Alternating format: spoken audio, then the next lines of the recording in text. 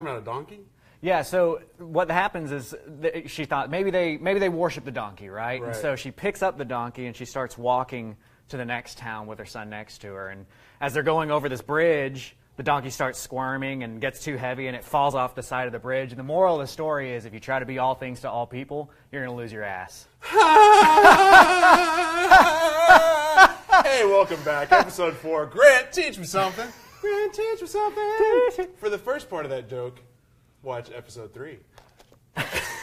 or is this episode 5? Spoiler alert. I can't remember. Last anyway, week. I'm Ryan, this is Grant, and we're going to be talking about, Dalkin. It's not Dalkin. Talking about. He's going to be teaching me. About some marketing. What do you think about with marketing? I think that's the bee's knees. The bee's knees? Excellent. Yes, sir. All right. So yeah, marketing, it's what makes the whole world go round for us, right? And I think we all understand that. But it's also one of those really intimidating pieces for most newer investors and, experienced investors alike. Like, it's intimidating to try and understand how you want your marketing piece to look. And 99% of the time, the marketing pieces that we see go out the door from newer investors are crap. And that's good for, the rest of everybody. And by marketing pieces, you're referring to like postcards, letters, bandit signs. Just really anything. I mean, on the point of bandit signs, I was driving down on the road a couple of weeks ago coming here, and on the freaking side of the freeway, in the middle, like where nobody's ever going to be stopped on the service road, there was a bandit sign off to the side. Like, who the heck is ever going to get that number? I know, like, oh, man. 214. I know, you're going like 50 miles an hour, so don't be an idiot. Don't be dumb. You're wasting money, right? Right. But then there's, and time. And time, going out there and doing that. And, there's probably some brilliant marketer out there that's like, ha, ha, ha, well, Grant, actually, that works because, but it doesn't. So, You're an idiot. So you want to look for ways to really get your marketing piece to stand out, but also get it to be something that calls people to want to take action with it. And that's what I want to talk about today. Is like, let's talk about what the theory behind these marketing pieces should be. Right. And I'm not going to give like specific, this is what your marketing piece should say, because what happens is when you start, be very afraid and weary of any place that you sign up for that's like, just send this marketing piece out. Because guess what? Like 500 other people are sending that same piece to that same letter, or that same house, right? And then it ruins it for everybody, because if one person gets the same piece from 2 people or the same phrase from 2 people, it's now worthless. And I think that the biggest thing is to be creative, right? Because here I was talking to Trey the other day about marketing and this and that and what you could do, what you did do, what was the past, and he's like, "Well, how do you get leads?" And I was like, "Well, if you can find that answer, you're going to be successful in this business." Right. So it's just you have to get creative and just You do. go out there. And I think, hopefully, you're going to share that knowledge. Right. Yeah. And behind that, and creative, just use that as a subtle plug from CreativeCashFlow.com. That's where I don't know which side it is. I'm Grant Kemp from CreativeCashFlow.com. Check me out at CreativeCashFlow.com or at CCF Mentors on Facebook.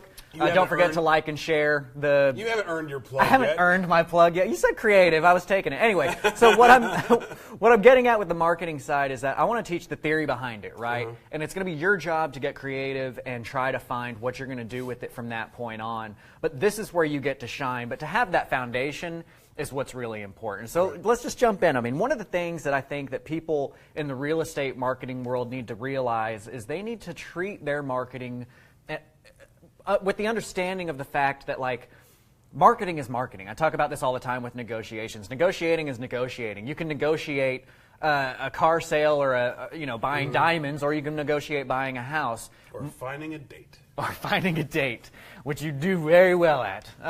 So from the real estate side of things, marketing is the same way. I mean, marketing principles are going to work across the board. Right. But we have to understand that it's not always, you don't always want to just go out and research real estate marketing. You want to go out and research marketing, what's going on in the overall marketing world. And one of the things to really keep in mind there is story. And I think this is something that a lot of people pass up on in the marketing pieces, and they don't really understand when they're putting their marketing piece together, is story.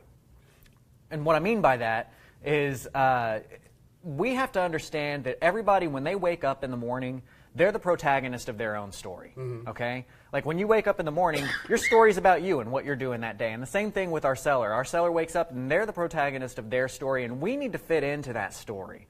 We need to define what that story is, and we need to align ourselves with it, okay?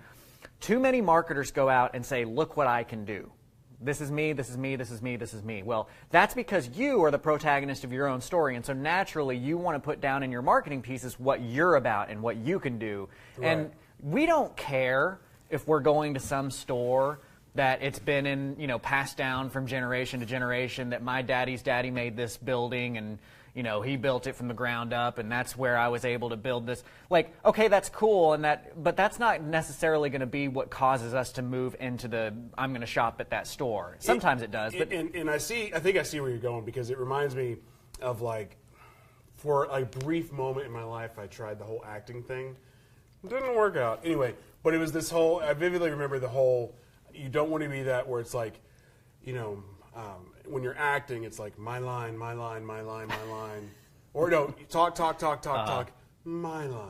Right. Talk, right. Mine. And it's just like, you got to make it about this, not just yourself. Exactly. Right. And this is a principle in negotiating as well, is that you have to think of it from their point of view for things to work out. So one prime example of that is you think about like the Star Wars franchise. Mm-hmm.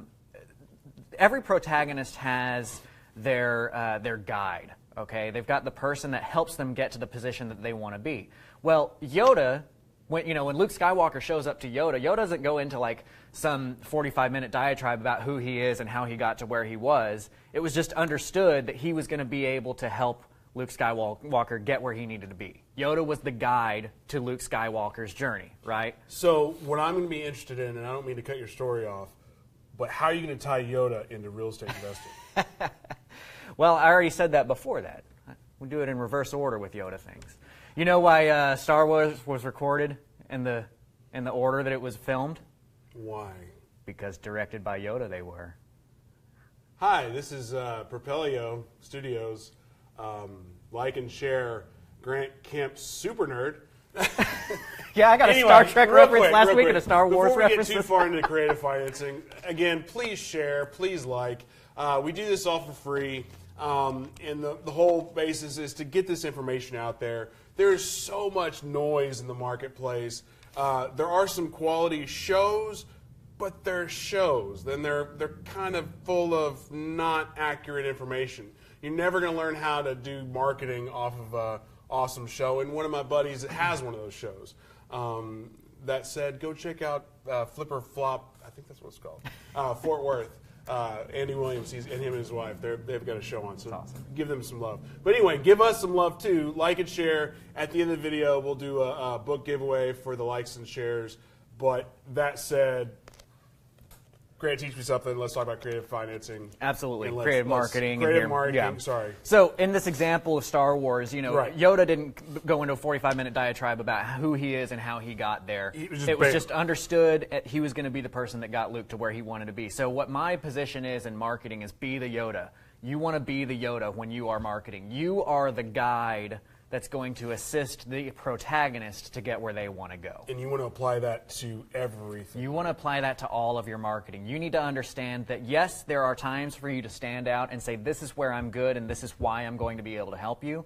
But you've got to understand that the overarching scheme of your marketing should be based around the fact that this person, the only thing that they care about is them and their story. And you have to define that story and you have to align with that story. So that's where we start. That's our foundation. Be the Yoda, okay? When I talk about define and align, at that point in time, you've got to figure out who you're... One thought. You keep talking. You keep talking. I need to list this out for the people at home. Thank you, yes, because I was actually going to head over there anyway, so we'll just start on this.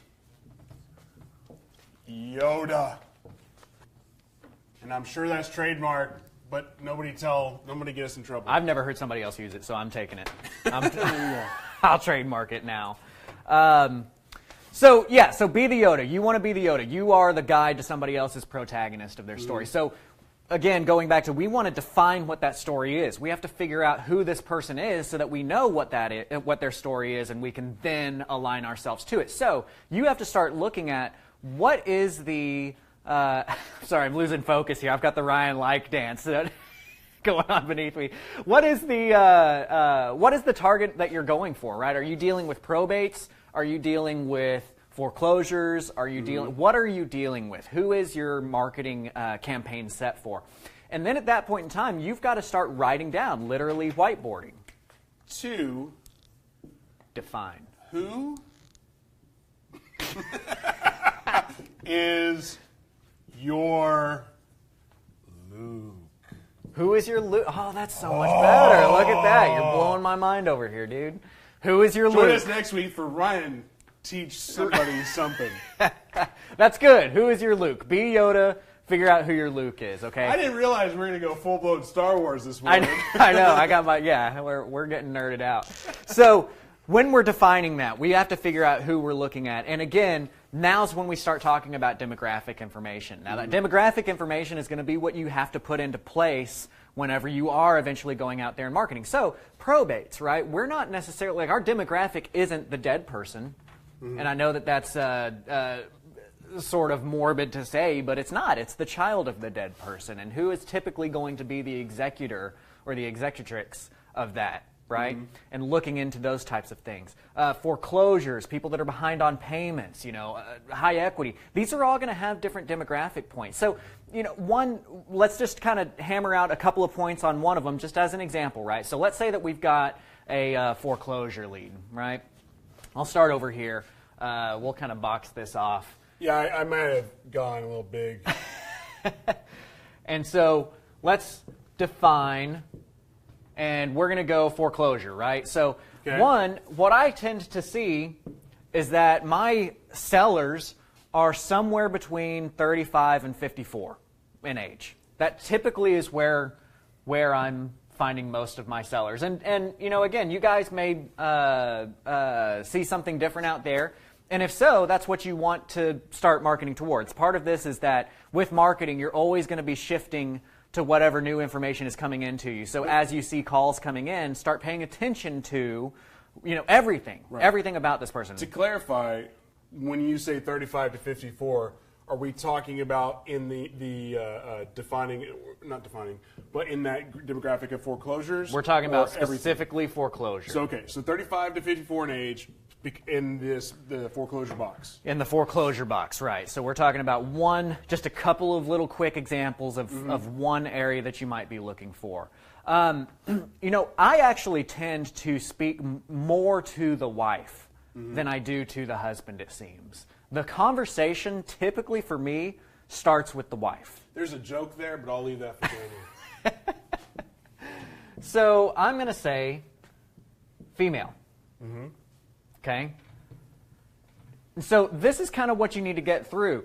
We're running out of space here, whatever. I'm going to put a 3 right here. We're just going to kind of move over. Y'all can 1, be follow Yoda. along. 2, find your look. Look.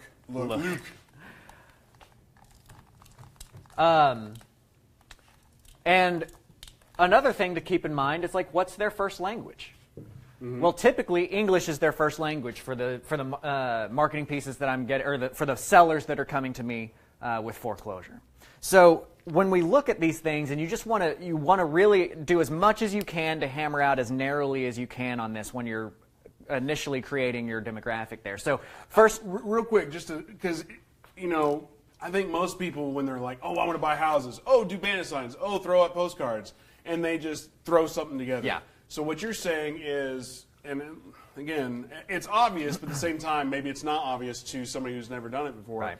is before you go out there and hunt it, know what you're trying to go out and get. Exactly. So, like, for you, for the foreclosure, you're defining the 35 to 4, or 30, whatever that age, whatever those numbers are, the demographic and the language. Right. And then from there, you're going to be like, okay, you're going to cater your marketing to... Exactly. Because if we want to be efficient... It's obvious, but I just wanted to... Yeah, no, I'm glad you're pointing that out. If we want to be efficient with our dollars that we're spending, we need to be efficient with it. We need to really target this out and make sure that we're marketing to somebody who's going to call us. Because otherwise, you're just wasting money. You're throwing that bandit sign on the side of the freeway. And nobody's going to be able to call that. And that's just a waste of money, and you're going to say, well, shoot, now I have a failed marketing campaign. But we need to look at this like marketers. We need to look at our marketing like marketers. They don't just throw money out. You think Coca-Cola is just like, yeah, sure, put a TV ad up. Whatever. What do you want to air it through? I don't know, just air it on a show. they're going to look at who their demographic is that they think is going to buy stuff from them, and they're going to air it on shows that that demographic is watching. And we similarly need to do that. So we're going to look at the person first. We're going to say, who is the human being that we're marketing for? Who do we think is going to call us, right, on this piece? The next thing that we're going to do is we're going to start defining their story, okay? So here we've defined the demographic. And again, I'm just doing some, I'm not going deep into this. This is something that I go more into on the CreativeCashFlow.com and Propelio Academy, and I go into it more in depth with my... I fully realize that none of y'all can see that, but that's more for me. Right. But all it says is 1, Yoda, 2, Luke, 3, human, 4, story. Right, exactly. The Yoda, who's the Luke, who's the human. Right. And what's their story. What's the story. So if we're looking at a foreclosure story, foreclosure. Just do what I do and just put 4 ... Okay, I was wondering how to abbreviate that as I'm writing it. Right. But I'm not smart, so I just kept going. Foreclosure Real estate story. investors, y'all.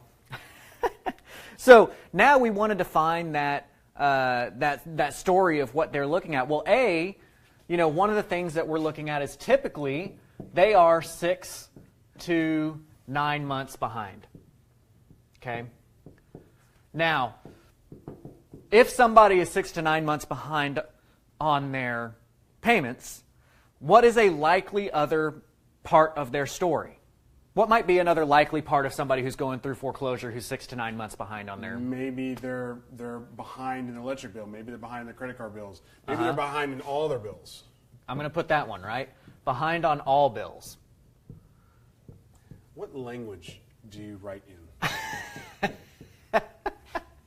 I have awful handwriting. When I was in high school, I had a teacher make me do one of those that you get in 3rd grade that has a big A and you have to write A a bunch and a big B. They were like, I'm tired of reading your handwriting. Write this. I'm like, I'm sorry, man. I just type. So they're behind on all their bills. They're 6 to 9 months behind on their payments. This is typically, this is real information that I see. They're typically 6 to 9. And let me just step away for a second and say that they're typically 6 to 9 months behind because with the new Dodd-Frank regulations, I say new, as of 2011 or so, people have to be 6 months, 180 days behind on a payment before the bank can start that foreclosure process on them.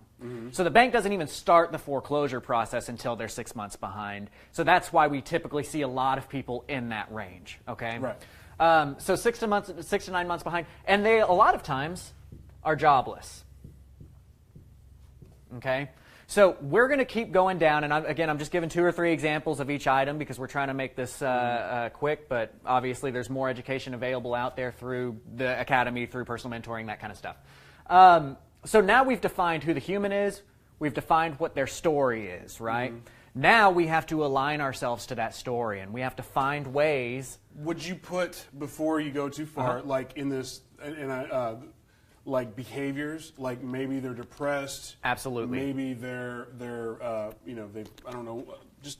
And I'm glad you drew that out because that's a good. Because there's the emotional component too. Because a lot of times, it's kind of like the person that has in the wholesaling world that when you're going out and buying a house and they've got that hole in the ceiling and they don't want to look at it. They don't want to look at it. They don't see it. They don't see it, and until they're ready to sell the house. And when they're ready to sell the house, they see that hole, right. And they're going to take the first offer that is appealing. Right. So how would you define that? I'm really glad you pointed that out because that is part of defining their story, and I would have liked to go into that, and I'm glad you pointed it out. It's because I'll put it up there in your wonderful, beautiful handwriting. I should just leave handwriting to you. Part of their story is what are they afraid of? That's what you need to be writing down. What are they afraid of? What are their emotions at the point in time? And, just general stressors. What might be general stressors that they have? That's one of yours. That's yours. Because what we need to do is when we're going to align ourselves with this story, we need to be able to solve problems that they have. When we're creating their story, not only are we putting factual information out like this, but we're also figuring out what are the problems that they face with day-to-day life and how can we, in a marketing piece, most efficiently address each of these issues, okay? So just real quick, before you get too far, is you define the person who the demographics, the emotional, the stresses, and then you want to try to lump all that in, and whether it be a 10-second soundbite on a radio thing, a postcard, a letter, a bandit sign, and you want to be able to solve their problems in that. Absolutely. That is our goal. That sounds here. like anyway, go ahead. It's a tough call. And this is why we don't, those of us that are sending stuff out successfully, we're not spending 30 minutes putting a piece together and sending it out. Right. We spend upwards of weeks. You say that, but in my experience, I don't want to throw a random percentage, but most of the people I know before working with you guys here in Propelio, it's like, hey, I need a postcard. Get a picture. Hey, we close fast. 7 to 10 days. No closing costs. No closing costs. Yeah. We close on your time. Close on your time. Estates. Da da da da da da. Call here. Save this card with your important documents. Yep. And here's my call rail number, and then send it out. Yep. And whole concept of split testing is why is nobody calling? Oh, it's a bad list. Right. Right, and that's what happens a lot of times, and it's because people aren't treating it as what we see. And I picked up this this phrase from somebody who was a guru that flew into town, and it was literally the only good thing he said in 3 hours. But he said, "Don't be a Me Too marketer," and I like that phrase. Right, we don't want to be Me Too marketers. We don't want to look at another piece of marketing and say, "Okay, well, I'm going to do it just like that." Now, there is something to be said for viewing what's successful and trying to match up with that, right? But there's a careful balance that you have to weigh there, where one of the things that happens, one of the errors that marketers make across the board, not just in investing, one of the errors that marketers make is they see somebody else doing something and they assume that it works, right?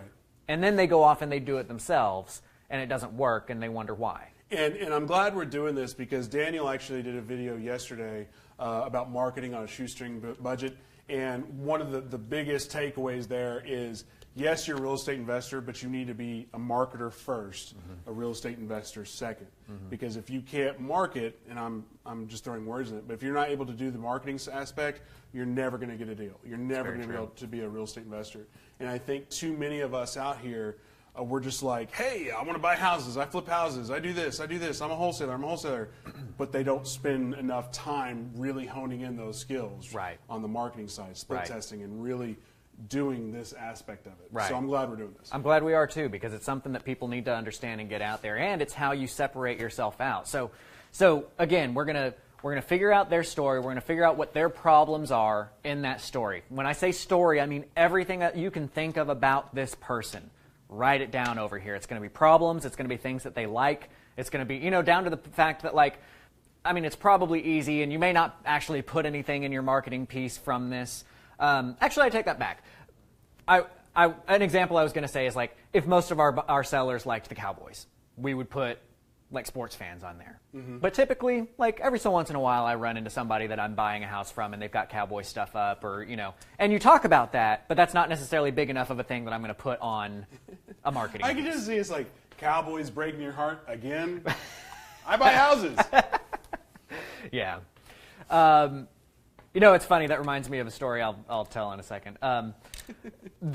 So we've defined their story. Again, I'm just going into a couple of things, but the big piece here is we want to understand what they are afraid of. What is giving them trouble right now? Are you trying to get that from me? No, I'm just letting you, as you talk, Gotcha. You talk to them and not the board. Because our next step is that we have to align ourselves with them, and we have to figure out how we can solve those problems and how we can convey that message in the most efficient way possible using the negotiation techniques that we know from things that we're talking about here. I've got a negotiation quick tip series that's going to be coming out very soon here with the launch. We need a new graphic. Subtle plug. Subtle plug. Yeah, not so subtle, right? But we want to solve that issue for them. So then we start talking about ourselves. Now we're defining Yoda. What do we do? And here's what you need to really point out for yourself first. What are your uniques? Okay? What is it? Is that spelled right? I think it is. What is it? Just do it. If not, it's live. Just do an abbreviation. What is your unit? ... What makes you unique? What's going to separate you out from the rest of the pack? What can you offer that not everybody else is offering? Right. Okay? And it's typically, you need to have at least 3. You want to have at least 3 uniques that you have that nobody else has, or that very few others have. Well, and a quick example of this, and I don't want to like steal your thunder, but Daniel was doing a pre-foreclosure class the other night, and one of his things was, everybody has 2 or 3 things that they can do to help them out. But if you come in and say, hey, I've got 12 ways I can help you out, they're like, oh, wow, they've got so many options. And to me, that's something I've never heard before other than Daniel use, and I'm sure now everybody's going to use it. But, being able to say, look, I have 12 options that we can get you out of this situation. And to me, that is, by definition, being unique. Yeah, that is that. So it's not necessarily the 12 options he's using, but the fact that he's pushing I have 12 options is something that makes that unique. Right. You see what I'm saying? So yeah, I'm on the same page with you there. See what I'm the one that brought it up. Well, but I thought you were saying the 12 things, like Daddy had 12 things. Never mind. We're on the same page. That's a thing here in the office. You come up with an idea, somebody else steals it. Just me. I just steal it. Okay. They're all my ideas. Anyway, unique. So you need 3 things that are unique. So, for myself, as an example, I really like subject to purchasing, right? And I don't think that's any kind of secret. And so one of the things that makes me unique with Sub 2 is that I can buy at a high price, right? Now we're talking abbreviations. Yes. Oh, yeah. I can buy at larger percentages as a subject to buyer than most people can do. So if you know Sub 2... And real quick, let's define that. Because, I would say, as a whatever, I'm trying to buy... And, again, DFW people, don't jump in and yell at me, but say I'm trying to buy 75%, minus repairs. Yeah. So if I get a $100,000 house, whatever, blah, blah, blah, what is that percentage that you're able to do higher than that? Yeah, so with subject to, just to quickly define. I can buy up to 105% and still make a bunch of money on a house. So minus repairs? Yeah.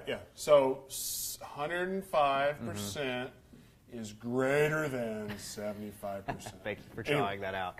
But this is a unique, because most of the people that are sending marketing need to buy at that discount, need to buy at that 75, maybe 80% mark. And again, like you said, it's your total basis. If it's a ARV is 100,000, you're looking at being all in at 75 or 80. But with subject to, I can buy at 95, 100, 105 and still make a bunch of money on it. So that's going to be one of my uniques. What are other uniques that you might have? Well, for me, one of them is my experience. I'm highly experienced in this field, right? I was half expecting good looks, but... sorry. So I'm highly experienced in this field, and that's something that I can put in my marketing pieces for me, that it's going to define part of me, right?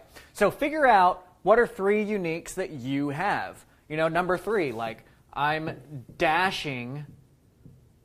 I'm not even going to abbreviate this because it takes its full, dashingly good looking and our view count great is dropping personality.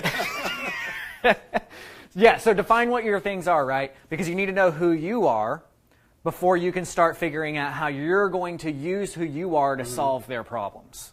Okay. So we figure out our uniques, and then the last... Now real quick, on the uniques, do you just do 3, or is it you limit it to 3 to keep it kind of a concise message? Yeah. Or because say if you're like this really rock star badass, and you got, I've got 10 qualities. I think you're honestly probably lying to yourself if you say that you have 10 qualities that are fully unique over other people. And I think that's an important piece to take to heart, because we need to understand not only are we doing what a lot of other people do, but more importantly, like you said, just focusing in. Focusing in is the key to everything we're doing here. I don't want us to have... We can't put 10 uniques in a postcard. But we can probably find how to throw 3 uniques out there. Right? So we want to define what are 3 things that we have that other people can't or aren't offering. Okay. Right? Another thing that you might want to have in your uniques, and this is somewhat of a sidebar. I wouldn't want to take one of your 3 out of this. I would say this is kind of a next step. What's something that you can guarantee?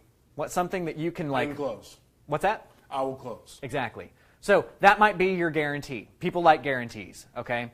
So if you can guarantee something and you've got 3 uniques and you can throw that into your marketing piece to solve their problems, this is the making of a good marketing piece.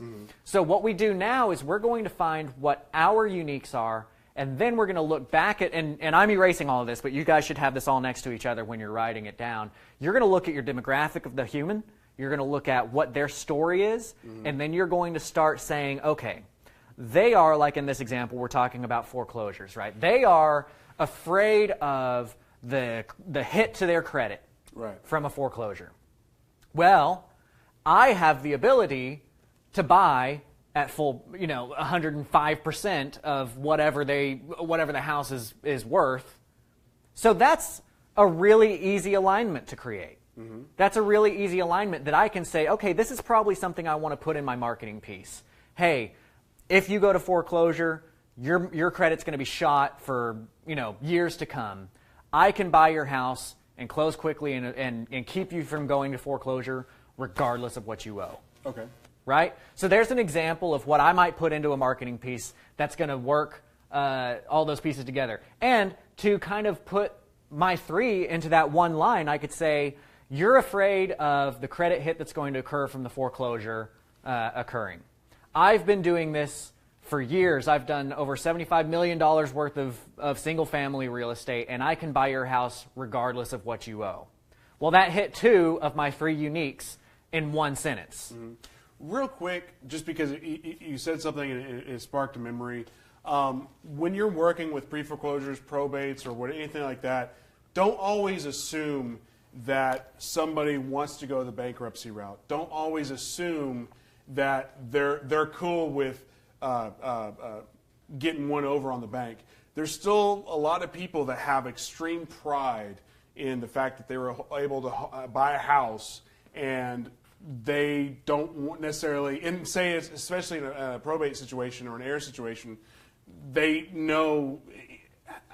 It's hard for, maybe I'm not doing a good job of defining what I'm trying to say, but my grandfather owned this house. I don't want to belittle his memory by letting it go to foreclosure and whatnot. Right. So don't always assume that somebody's okay getting one by on the bank or doing the bankruptcy route. I don't know how that's relevant here, but I just thought of that. And it's a good thing to think about in your marketing too, is because that's one of the things that, like, a lot of my students have to train out of them, is that we have a tendency to talk ourselves out of things. We have a tendency to say, well, they're not going to accept that because, or I'm not going to make that offer because whatever. You really have to get that experience, and you really have to, if you don't ask, you don't get. That's something my parents taught me from a very young age. You don't ask, you don't get. The worst that's going to happen is that they say no. And part of your definition over here, you need to hit items like that in defining who they are. Defining your Luke, that would be one of those items. Part of that might possibly go into, like, buying another house. You were talking about the bankruptcy and getting one over on the bank. Well, if they do that, they're not going to be able to buy another house. Well, maybe they don't care about the bankruptcy and screwing over the bank, right? Maybe that's what they want to do. They want to stick it to the bank, and they don't want to pay that bank because of principle. A lot of people are like, I'm not going to pay it because of principle. They didn't do something right, and so heck no, I'm not paying them. Well, so they don't care about the bank foreclosure, but maybe they care about being able to buy another house in the future. Right. So maybe that's part of their story that you need to fix. I didn't mean to derail you. But I think that it's good to keep, because we need to get that into people's mind. This is a whole train of thought that not a lot of people have really, or not everybody has necessarily gone down. That's what I said earlier. It's like a lot of people, they don't take this aspect of it. They don't do the, hey, you're a marketer first, real estate investor second. And on that note, if you have questions, if you have comments, if you have ideas, if you have a direction you would like to see us go, just drop them in the comments. Let us know. The biggest thing about doing live like this is so we have the ability to interact with you guys and actually, be more of a conversation versus a show.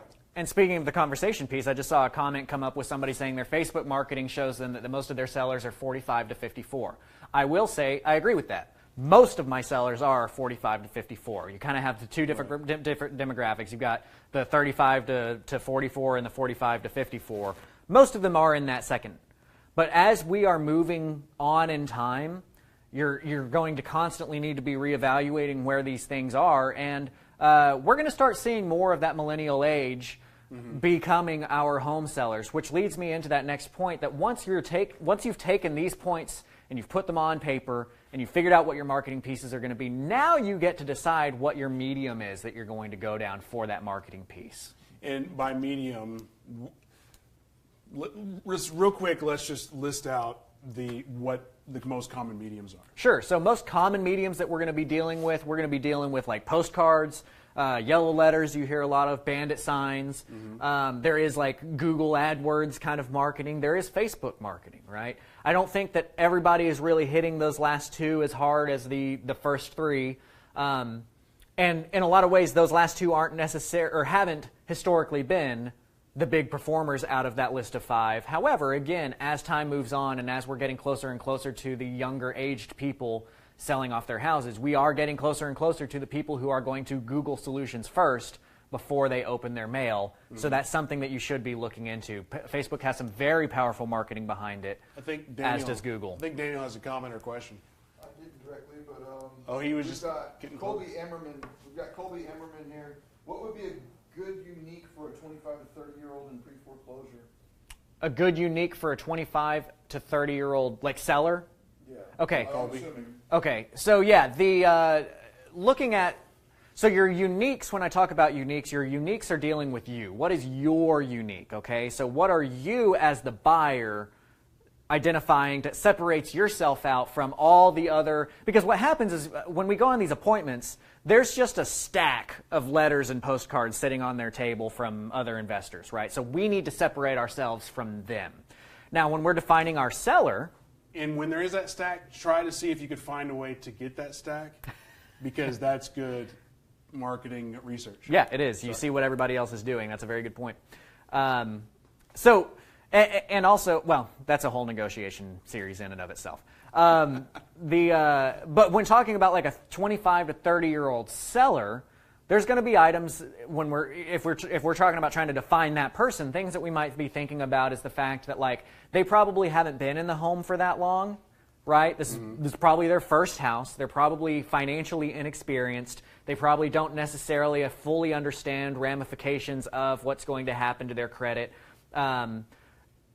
But it also depends too, and this is why I was only doing 2 or 3 examples of each definition here, because it also depends too, like, are you looking at $80,000 houses? Are you looking at $300,000 houses? If you've got a 25 to 30-year-old pre-foreclosure on a $450,000 house, they're doing pretty good in life. I think just to sum that thought process up, because it goes back to you got to know your Luke. Right. You really got to spend time to know your Luke. So, like, if you are, not to skip too far ahead, but when you're finding out your medium, this is not a 30-minute thing. This could be a 3-month thing to really hone in what you're trying to do. Yeah, and I want to encourage you, while we're talking about spend the time on it, I do want to encourage you, there is nothing more important than getting marketing out. It gets really, it's a double-edged sword. When you spend a lot of time figuring out what the correct marketing piece is, you're also not sending marketing. A lot of us can get really wrapped up, and this is maybe a topic for another Grant Teach Me Something, but a lot of times us as entrepreneurs, we get wrapped up feeling like we're doing something that's advancing our company, when in reality we're doing nothing that's advancing our company. Right. We're spending a lot of time every day on the wants and not the needs, and you might spend all week working on stuff, and then 2 weeks later, you wonder, why the heck aren't you getting any leads? And you realize you never actually stuck anything in the mail, right? You worked on all this stuff, but I've got nothing. This beautiful postcard. Right. Nothing actually goes out there. So nothing is more important than actually sending your marketing pieces out there, whatever the medium that is. But do give it the proper respect that it deserves, and then start to hone that in. Once you've defined your story and how you're going to fix it, once you send those or define what mediums you're going to hit them with, I always recommend 5 touches at least. You want to touch, and when I say a touch, it means you may send them a postcard and a yellow letter and hit them on Facebook and hit them through, however that is. You get to them 5 times. Do that. But then as that's occurring and as you're getting calls, that's when you start really defining and saying, oh, I didn't ever think about, you're paying attention, right? Like I've had areas where I've had 3 or 4 truckers that called me. Okay, so that's a new thing I need to put in their story, is they're blue collar, and maybe truckers are a popular thing in this neighborhood, right? Right. And so pay attention to what you're hearing. Listen when those calls come in, not just to stuff about the house, but to stuff about the human and how that pattern correlates with other humans that are calling you. And write it down, because we can always just like anecdotally go, oh, this neighborhood is this neighborhood is that. But if you write it down, you have a higher likelihood of having empirical data versus like, oh. And to that point, I highly recommend you employing a CRM of some sort. Obviously, Propelio.com is one that I hawk a lot. I mean, I believe in the product, even though I get it. We're here on a Propelio thing. Like, we're here on a Propelio thing because I believe in the product, and that's why I align with these guys so heavily. But the CRM in Propelio is really good, and I do encourage you to put these demographic information pieces into every lead that you get. Write them into your notes field so that you can run a report, so to speak, at the end of the month and look back at all your leads and say like, oh wow, I didn't realize like 90% of my sellers had a dog that they really enjoyed playing with. You know what I mean? Stuff like that might point out to you that you can start honing your marketing closer and closer to the success rates that you want to get. Let's get back on the rails. Yes, absolutely. So, well, I mean, this is all part of the reel. This is where we're going with it. So you define your story, you create it, you figure out your medium, you push it out. Once it's been pushed out, then you're going to hone it in, and you're always in a process of making it better, always in the process of making it better.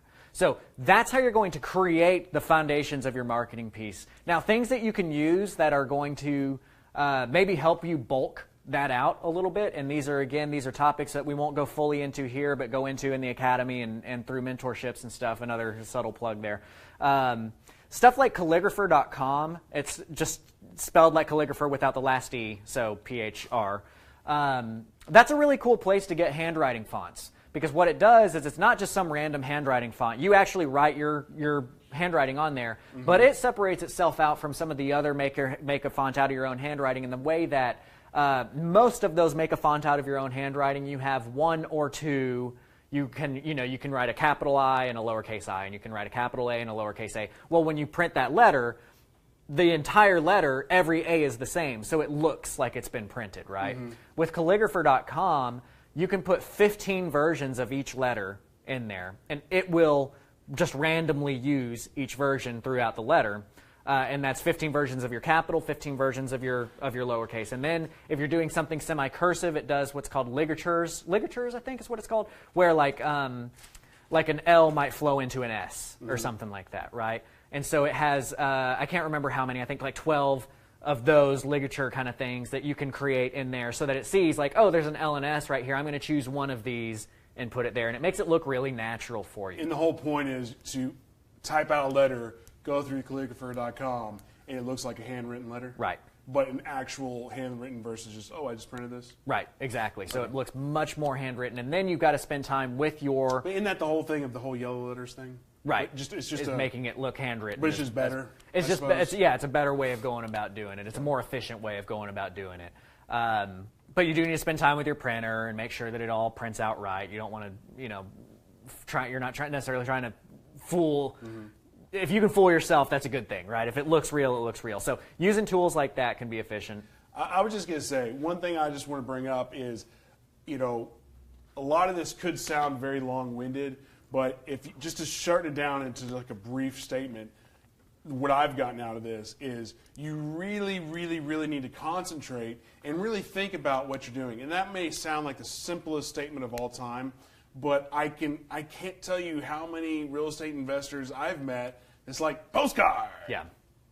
And that's it. And they don't think about the Lukes, the Yodas, the stories, the solving, and what you're trying to convey. Right. They just know, I want to buy a house. So the whole research aspect do what of everybody it, else is doing. Again, we could be long-winded with it, or we could sum it up, but it just, if you really just think about it and go, look, do your research, and you'll have better conversion. Correct. Versus throwing out, hey, I threw out 100,000 postcards and I bought 10 houses. Right. Well, hopefully you broke even. Right, exactly. But anyway. So that's it. I mean, we're just summing up here. That's a good summary there. Using a couple of tools like calligrapher.com. Another thing, if you're going to start doing like larger bandit sign campaigns, there are apps out there like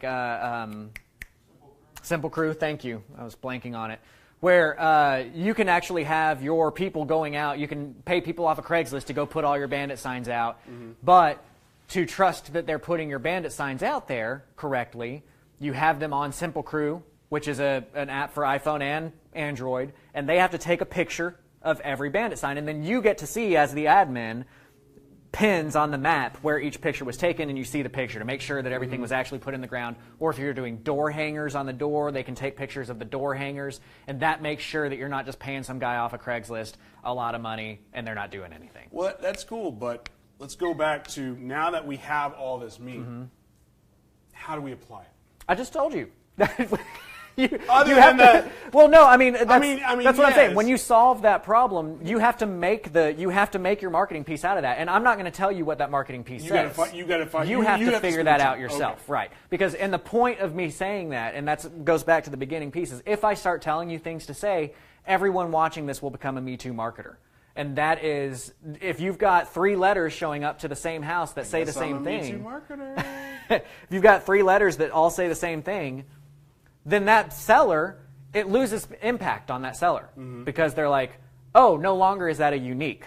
Now this is just something that investors offer, right? So if you could separate yourself from the pack somehow through your verbiage, through your graphics, whatever you're putting on there, you have to sit down and write your marketing piece with this information, trying to employ as much of it as you can into as concise of a piece as you can, with different colors, with different font sizes, that kind of stuff, and send it out and try it.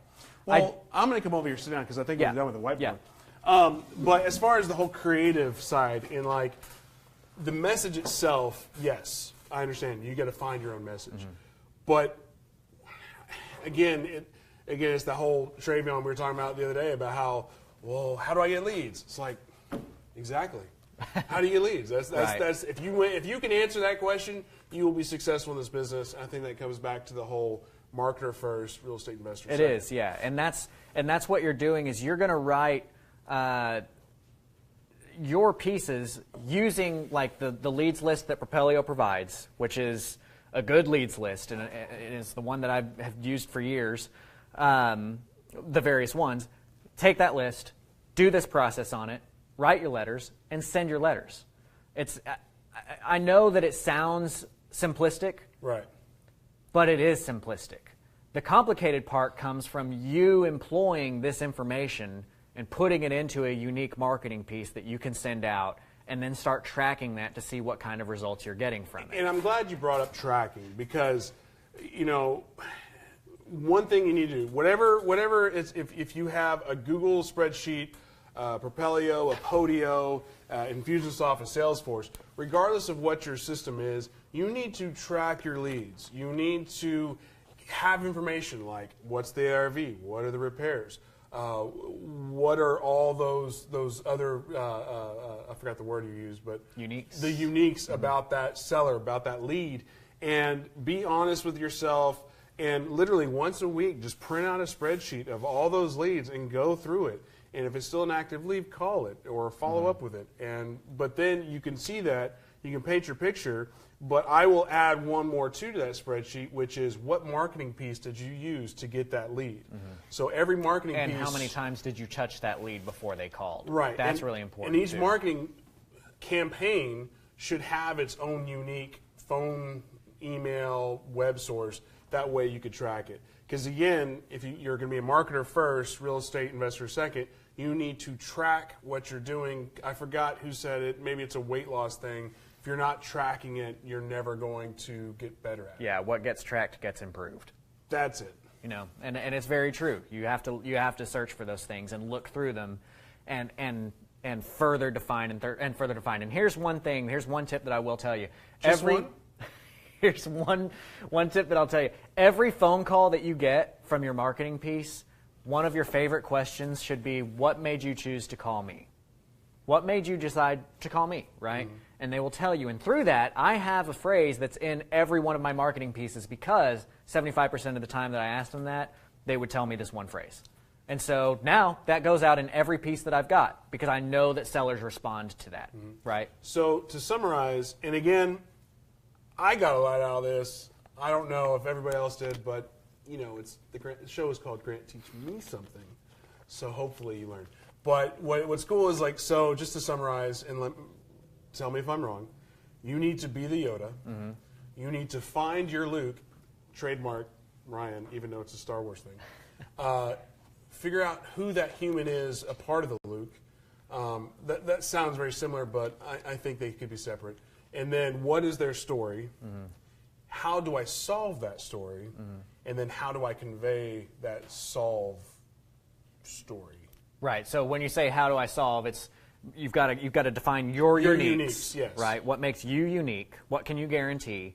And then how can you use your uniques and guarantee to solve whatever issues that person had that you defined previously? And that's when you start hitting pen to paper and you start making your marketing pieces. And again, the reason why I'm not giving specific marketing pieces is because we can turn that into a 3-week seminar. You know, right. That's you've got yellow letters, bandit signs, postcards, Facebook ads, Google ads, all that kind of stuff, and they're all going to take different aspects of that. But this is the foundation that you use to actually create a successful marketing campaign. I will say, I'll throw this idea out there. I just thought about it. If you just hashtag Bitcoin, you'll probably get a lot of responses, even though it has nothing to do with anything, because people are going Looney Tunes over They are stuff. going Looney Tunes. But, all right. But again, thanks for coming in. Hey, like and share. And we're going to do a quick drawing. Daniel, we're going to do some throw training. I guess he's not enjoying today. He threw all your names on the floor. He said, you know what? Like, before he threw it, he was like, you know what? I hate all these people, and he threw it on the floor. You just didn't hear him because he didn't have a mic. There you go. I can't look because I got yelled at last time. My eyes were gazing. Johnny Moore from Denison, Texas. Sweet. There we go. No, I didn't mean it like that.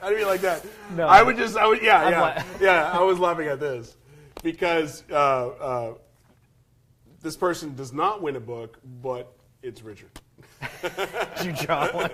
No, I was just like, oh, look, it's Richard. Oh, that's funny. I just want Richard to know that he's still in the drawing. You're appreciated, Richard. Exactly. You're still in the drawing. So, Johnny, if you could send me a DM with your address, I will get you. Oh, the book is Traction. That was your book. Yeah, this is a recommendation that I brought in. Traction is a very eye-opening. I really recommend it to everybody. Go out and buy it. It's a very eye-opening book about how to run your business like a business. Like we're talking about here, how to run your marketing like marketing. Well, you should run your real estate investing business like a business, not like a thing that funds your lifestyle, right? And so there's a lot of really good information in this one. It's a very easy read, and it's super useful. So I highly recommend it. Congratulations to Johnny. You have a great book coming to you. Hey, and again, if you liked it, like it. If you don't like it, still like it. It's free. It's not that hard.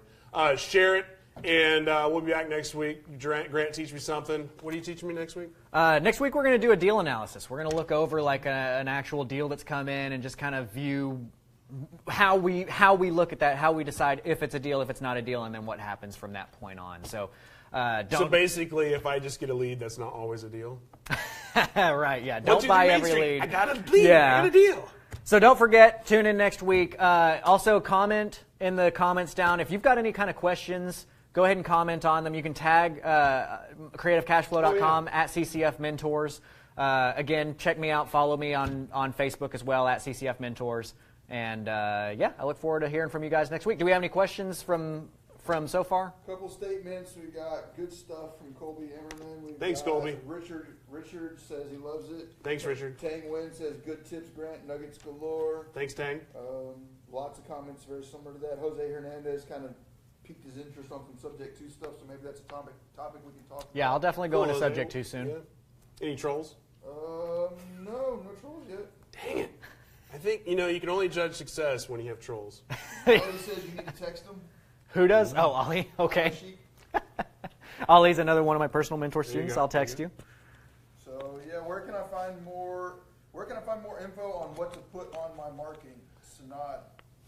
So that's okay. So what to put on your marketing is something that you do need to research, and you do need to just try stuff out. Mm-hmm. It's a good question, but again, I probably teach differently than a lot of people do, but I don't tell people what to put specifically on their marketing, partially because I've seen some of my students come out with some great stuff that nobody else is doing because I won't tell them what to put on that, right? And so it forces you to create And that's what I want you to do. So you need to use this thought process and put out your own message. Don't be a Me Too marketer. Right. Now, things that people are commonly putting out there, like we made fun of earlier, but goes on a lot of marketing pieces, are the bullet points, like, you can close fast and close on their timeline and pay all the closing costs and that kind of stuff. I don't like putting pay all closing costs. If you watch my negotiation series, I kind of explain why I will pay all the closing costs, but it becomes a good negotiation point.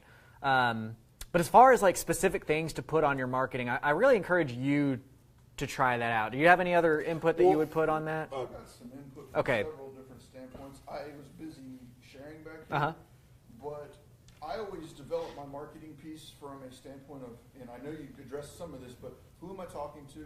Who you're talking to? What are their needs? What are the needs? Most definitely, what are their objections? What are the objections? And what are my solutions? And I always write my marketing piece from the standpoint of emotions and triggering emotions. I always try to, I know what their objection is, so I'll overcome that. I'll drill in on their fears, and then I'll overcome it with emotions, and I'll try and get them to stay stuff in their head.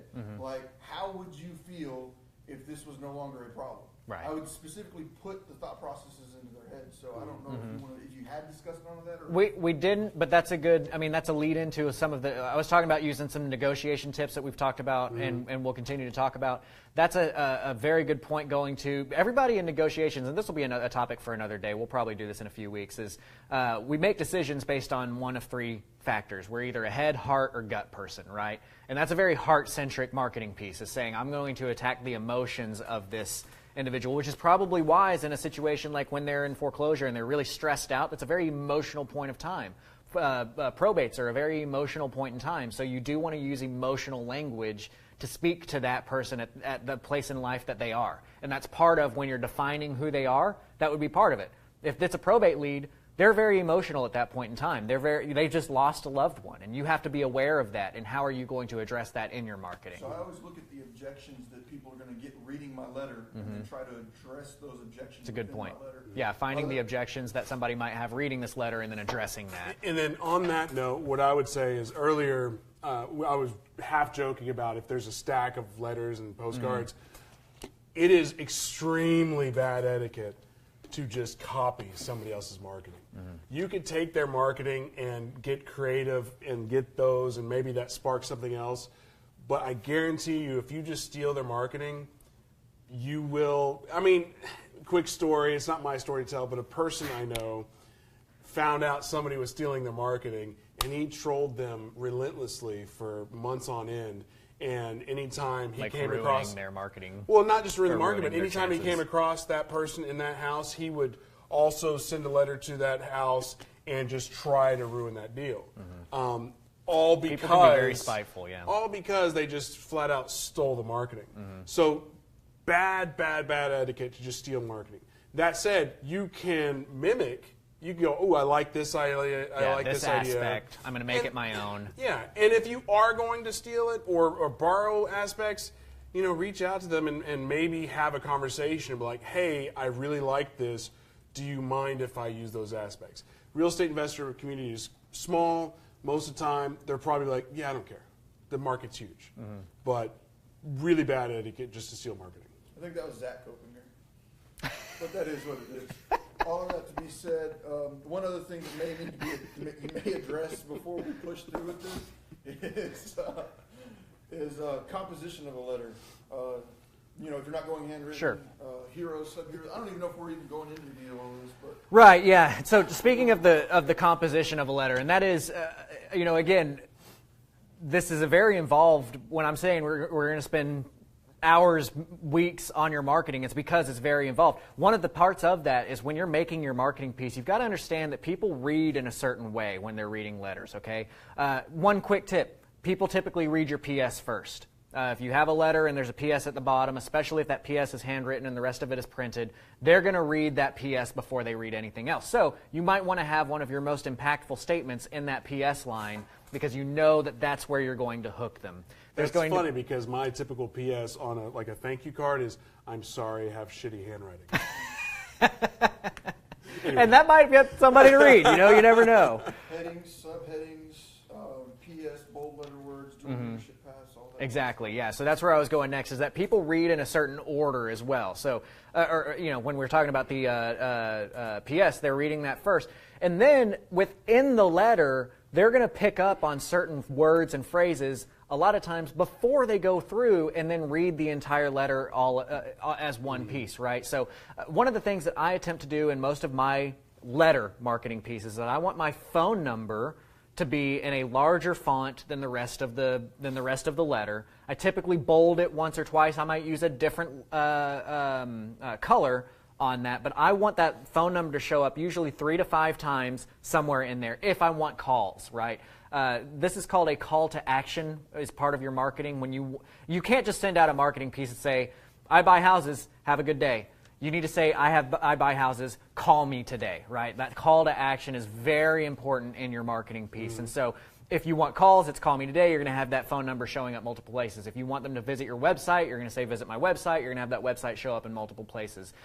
In your heading pieces, this is, again, a premium spot. So you want to have impactful information there. What are your uniques? What is going to cause that reader to continue reading your piece and ultimately lead to the action of them calling or going to your website or whatever that is? And putting those pieces in, and I believe that's what you're talking about in the dual readership path, right? When you've got, like, you're going to read through it once and kind of see what's going on, but what are the things that stick out that are kind of the, like, subconscious reading that's occurring? You've got skimmers and you've got readers. Skimmers are going to look at the highlighted stuff, the bulleted points, the headlines, and you're not going to read any of the fluff in between. So your bulleted points, headlines, and everything else better convey your message. Otherwise, you've lost the take. You've got about 4 to 5 seconds to catch their attention. Right. Otherwise, it hits the trash. Yeah, and that attention span is getting shorter and shorter as time gets on. You know, he says you've got 4 to 5 seconds. I'm seeing things down to, like, you've got 2 and 3 seconds to grab somebody's attention at this point. You know, it's funny because just last night I was rewatching some of those earlier viral videos, like the Numa Numa guy. Yeah. You know, or the Chocolate Rain guy. Yeah. And how they went viral. And those would never go viral nowadays. Yeah. Because it's like a 3 to 4 minute video of just the slow build. Where nowadays you need that hook You're 2 to in 3 and out. seconds in. Yeah. Before I lose the microphone because you're taking it. Just kidding. On your message, on your marketing piece, it really, when when you define who you are and your uniques, you can be professional and still be human. Too often you get a letter from the bank and it's obviously from a bank, or you get it from a credit card company and it's cold. It's a computer generated. Doesn't seem like the copy was written by a human at all.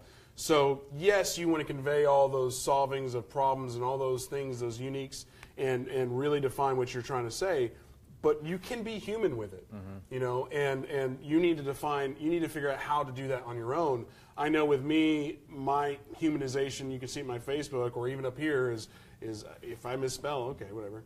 But I mean, you don't want to misspell in a marketing piece, Right. but just be human with it. And I don't know how to really say it better than that. No, I mean, humanity is very important because one of the things is like in defining your seller is that they're probably done with the big corporations. Right. Right. And so when you've got an opportunity to come in and separate yourself out from that, you can take that. Well, another investor I used to work with, his unique one, which I don't really see anybody else, well, back then didn't use, was I'm a local family man.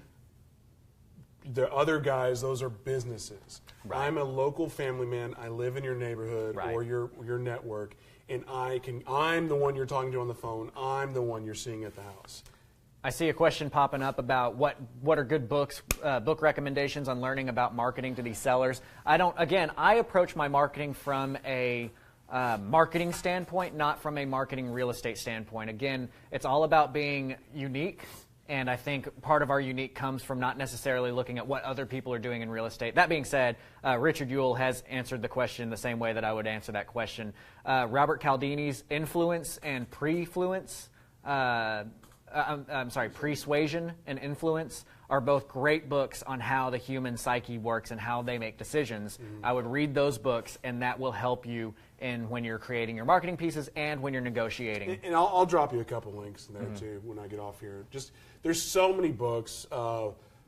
or you just keep watching and maybe you get one for free. Yeah.